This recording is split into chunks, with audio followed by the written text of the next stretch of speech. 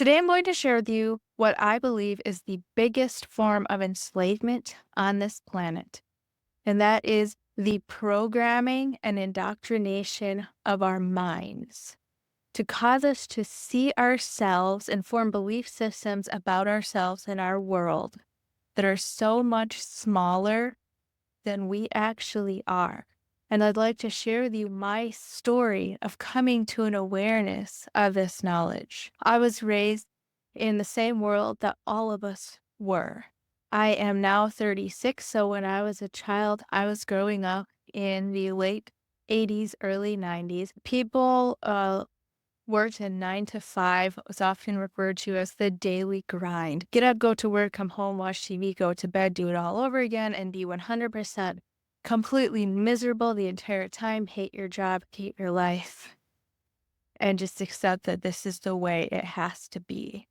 Everybody was broke, miserable, weak and sick in their bodies.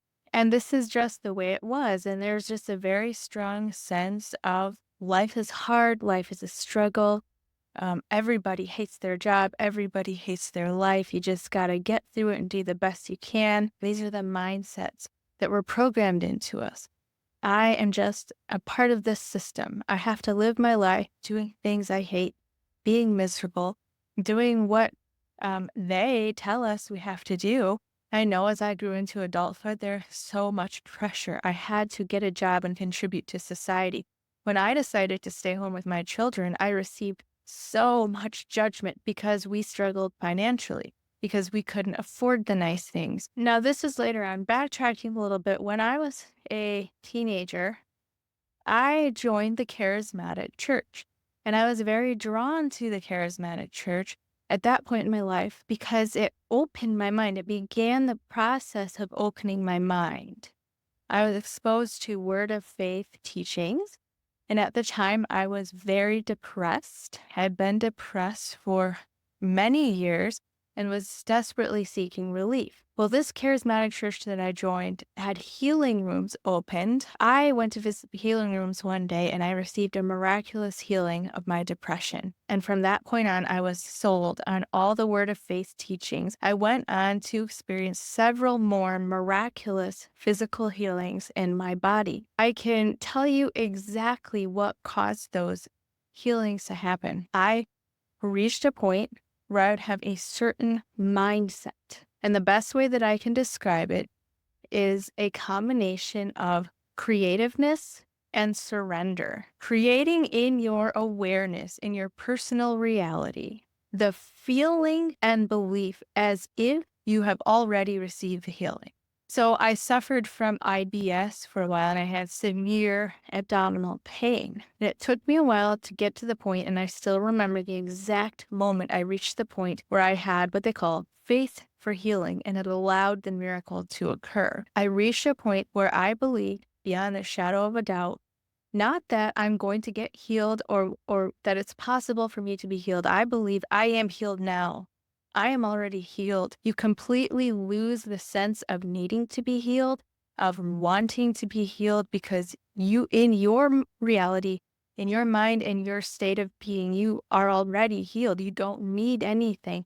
And as soon as you reach that place where you create that feeling and that belief, so you're creating it and then you're surrendering it, you're letting it go because you don't need it in your mind, in your being, you already have it. That's when the healing occurs. And this happens to me multiple times within the Christian religion, within the word of faith movement. Fast forward a few years, I am exposed to the knowledge, to the information that these types of supernatural healings and miracles occur across religious barriers. To make the assumption that I and those who agree with me are the only ones who are experiencing the true power of God, and to make a blanket judgment of everybody else, not knowing them, not knowing their experience, not having walked in their shoes, not knowing any of the details of their situation, and to say all of that is demonic is not only ignorant, speaking of myself, ignorant and arrogant. My husband and I had been through many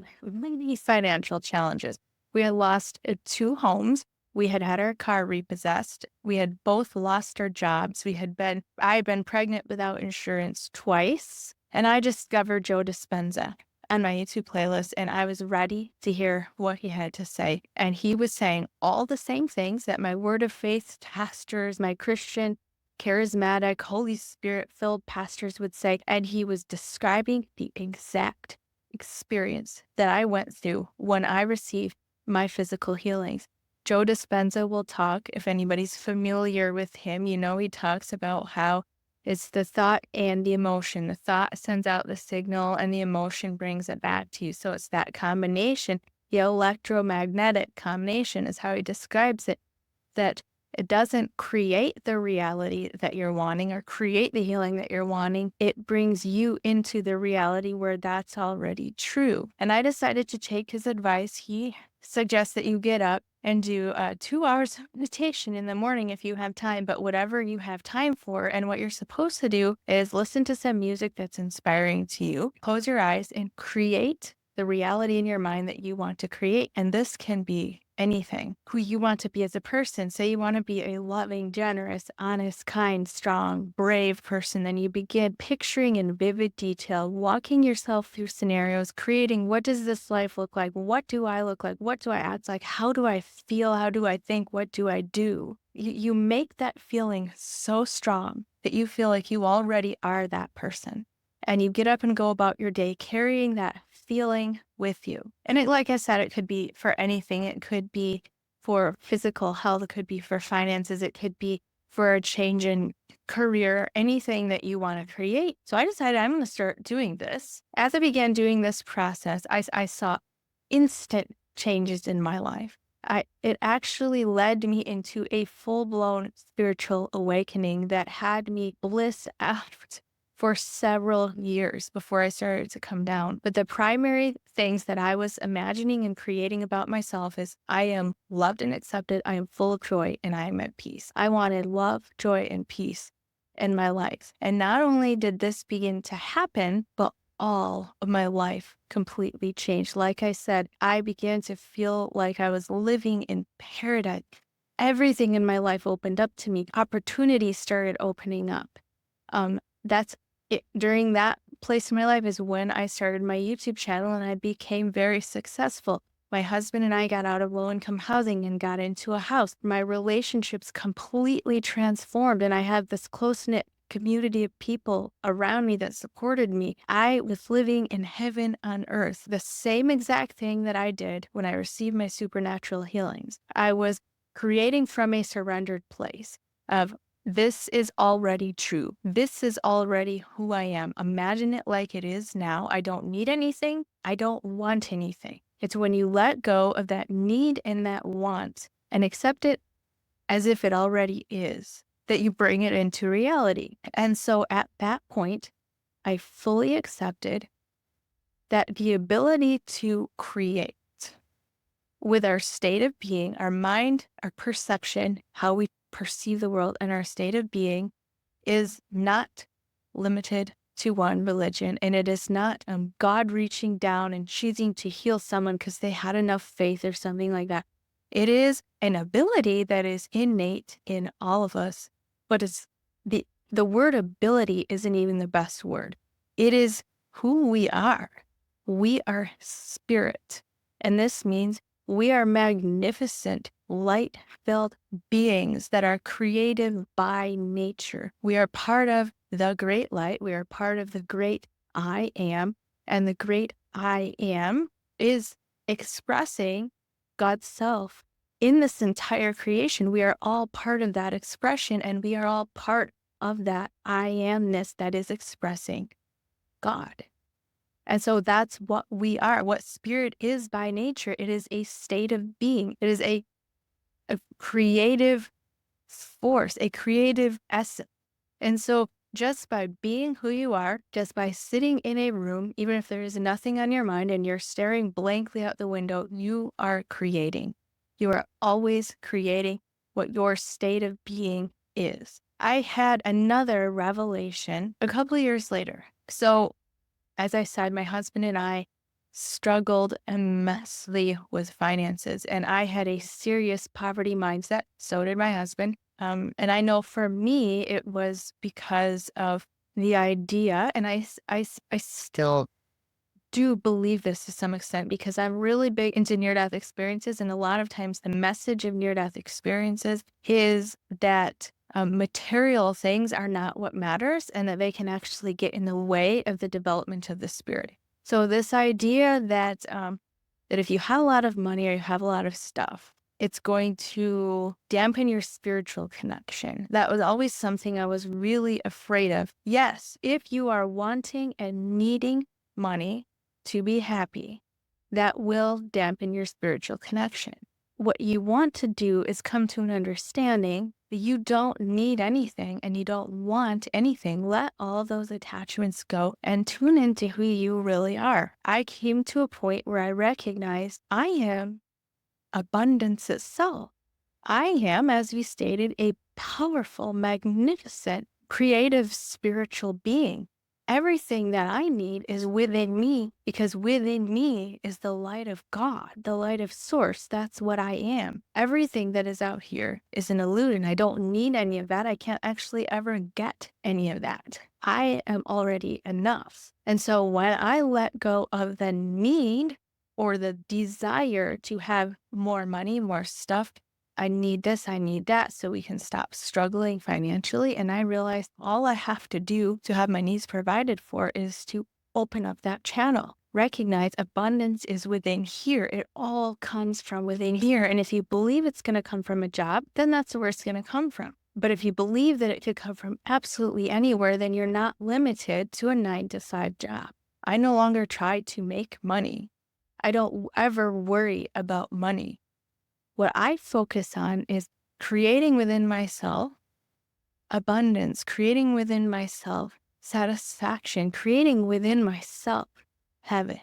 And then I get to watch it manifest all around me. Over the last few years, as I've watched this process unfold in my own life, I have come to a firm conviction that I am no longer willing to participate in the system anymore. I'm done with the brainwashing. I'm done with the guilt and the judgment. I'm done with the negative mindsets, the complaining, the worrying. I am simply creating the life that I want to live.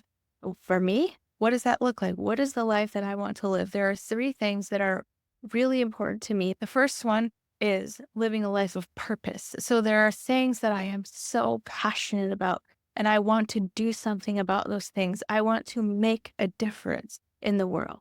And that's what I get to do with my YouTube channel and with my work. Community. I want a life surrounded by family and friends, people coming and going. I want my home to feel welcoming and a place where people are loved. And 3, nature. I have to be close to nature to be in the best physical health that I can be. I like to get out and walk barefoot and watch the sunrise and sunset and go swim in rivers and lakes in the summer. And you may notice it has nothing to do with money and stuff and possessions, because those things aren't important to me. What I'm here to say to you today, thank you for listening to my story, my personal journey of awakening to my own being, my own power, my own creative ability, is I want to say that every single one of us living on this planet is a powerful creative being. We have all been programmed to some extent by our culture. There's a lot of talk about slavery in the spiritual communities today, and I do believe that's happening. I do not know how much of it is intentional, but it is happening just by nature of living in this world, that we are enslaved by our thought systems, by our belief systems, which lead us to have certain emotions, which create a state of being. And if you are living in a state of being where you feel limited and lacking and miserable and powerless, that is how our culture has conditioned us to feel. That is not who you are.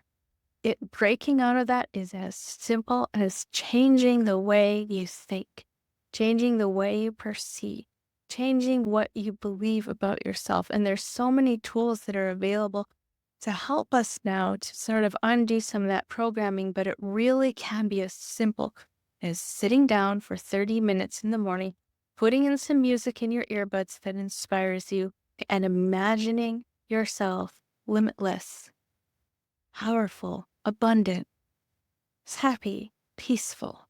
And I have a message for the world system that we're living in. We are awakening. We are not going to put up with this any longer. We are not going to put up with being enslaved into certain systems, certain ways of thinking, certain ways of believing. Humanity is capable of awakening and living in peace and harmony on this earth. And that's what's coming. And we're coming for you, but not in the violent sense. We are simply taking back our power. We are simply awakening to the fact that creating a beautiful paradise on earth is as simple as believing it is possible and imagining it into existence. Thank you for watching.